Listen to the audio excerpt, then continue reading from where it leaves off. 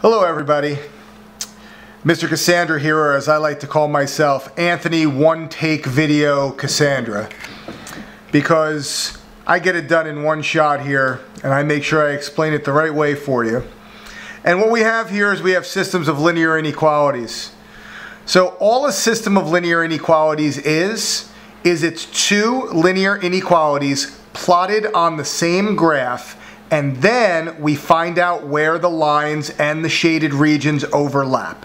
So for those people who forgot, when you graph a linear inequality, that is, it's the graph of a line, only it has a greater than or equal to, or a less than or equal to, or greater than or less than sign, which makes it an inequality because it's not an equal sign.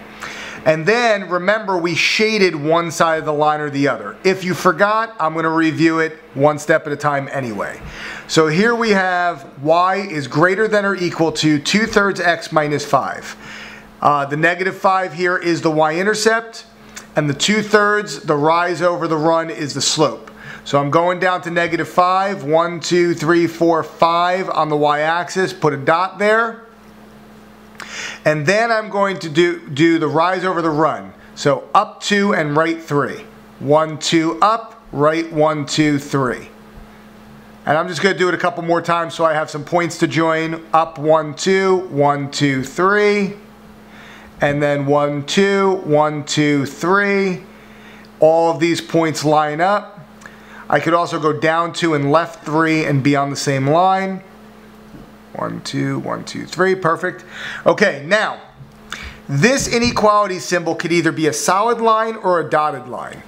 It's a solid line if it's greater than or equal to or less than or equal to. So this is greater than or equal to. That means not only does the shaded points come right up to the line, it also includes the line itself. So I'm going to join these points here with a solid line, like so.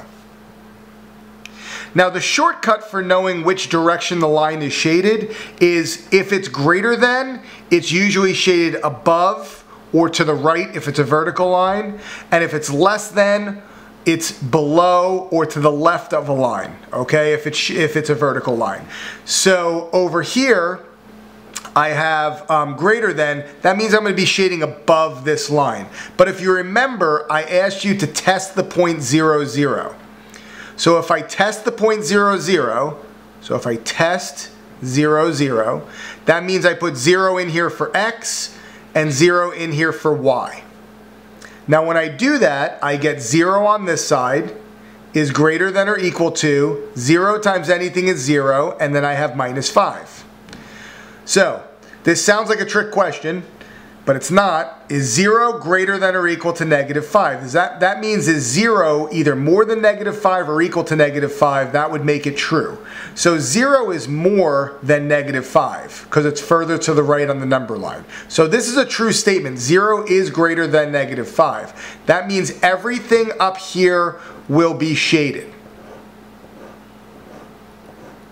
So what I'm using is I'm using just some lines coming out here to show that everything up there will be shaded. Now, the next one I have to graph is x is greater than negative 3. Now, if you remember, x equals graphs are vertical lines. So I need a vertical line that passes through negative 3. Now, it's also strictly greater than. That means it goes right up to but does not include the line. It's a dotted line. So I need a vertical line that passes through x equals negative 3. And I'm making, notice how I'm making a dotted line. See how I'm putting dashes here instead of a solid line. Now where are the values that are greater than negative 3? Well, greater than negative 3 would be to the right. So that means all of this over here. Now what I've got right now is a hot mess, right? I've got lines going up here, lines going to the right over here. What I'm concerned with is where do the two shaded regions overlap? So this one was shaded up, this one was shaded up this way, and this one was shaded to the right. So where do they overlap? They overlap in this whole region right here. This is my solution.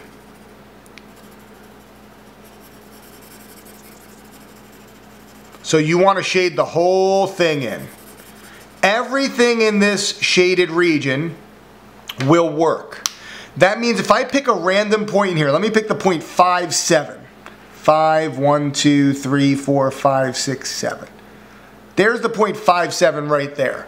That point should work in both of these equations. If I do 2/3 of 5 minus 5, and then I have 7 for y, is 7 going to be greater than or equal to 2/3? Well, let's do that. Is 7 greater than or equal to 2/3 times 5 minus 5? Well, 2/3 of 5 is, I think it's like 3 2/3. 10/3, 3 1/3, I think.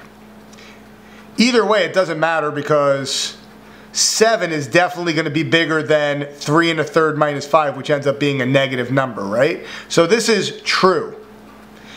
Okay, and then if I put 5 in here for x, 5 is greater than -3. That's also true. So this point works, and every point in this shaded region will work. So if you didn't get that first example, let's move on to another example. Over here I have a system of linear inequalities. I'm going to graph the first one, and I'm going to graph the second one on the same coordinate plane. So let's do the second one first, actually, because this one's already in slope-intercept form. How's that, you say? Where's the y-intercept? Well, the y-intercept is here, but it's 0, right? That means the y-intercept is the origin. Now, what am I going to do here? This is just a 4. Where's my fraction, my rise over my run? Well, if you have a whole number, put it over 1, right? So I go up 4, 1, 2, 3, 4, and right 1. Up 4, 1, 2, 3, 4, and right 1. I also can go down 4, 1, 2, 3, 4, and left 1. 1, 2, 3, 4, and left 1. Now, because it's less than or equal to, I use a solid line. So I'm going to use my solid line like so. Okay, now what did I say? I said that if it's less than, usually it's beneath the line. So I'm thinking I'm going to be shading over here in this area here on this side of the line. Well, how do I know for sure? I have to test a point. Well, what point should we test? Last one we tested 0, 0. I can't test 0, 0 this time because the line goes through 0, 0. I need to pick a point that is on one side of the line or the other. So I'm going to pick this point way over here. How about I pick this point right here, 9, 0. Let's test that one. Well, when x is 9 and y is 0, I get 0 is less than or equal to 4 times 9, which is 36. I think we'll have to agree that 0 is definitely less than or equal to 36. That is a true statement. Everything on this side of the line will be shaded. So notice once again I'm using those lines to show that side is going to be shaded. Well, now we have to go ahead and we have to do the other line. So I'm going to do an inequality for that as well. Now that is not in slope-intercept form. So I have to take that minus 3x, bring it over to the other side. I get negative 5y is greater than positive 3x plus 10. And then I have to divide everything by negative 5. Now I have to watch out because when I divide by a negative, what do I have to do with the inequality symbol? I have to flip it, right? So now I have y is less than negative 3/5 x, 10 divided by negative 5 is minus 2. So now I've got negative 2 down here is my y-intercept. I'm going to go down 3 and right 5. Why down 3? Because it's negative. Down 3, 1, 2, 3, and right 5. 1, 2, 3, 4, 5. And I could do that again. 1, 2, 3, 1, 2, 3, 4, 5. I also can go up 3, 1, 2, 3, left, 1, 2, 3, 4, 5. And I'm going to use a dotted line. So a dashed line like so.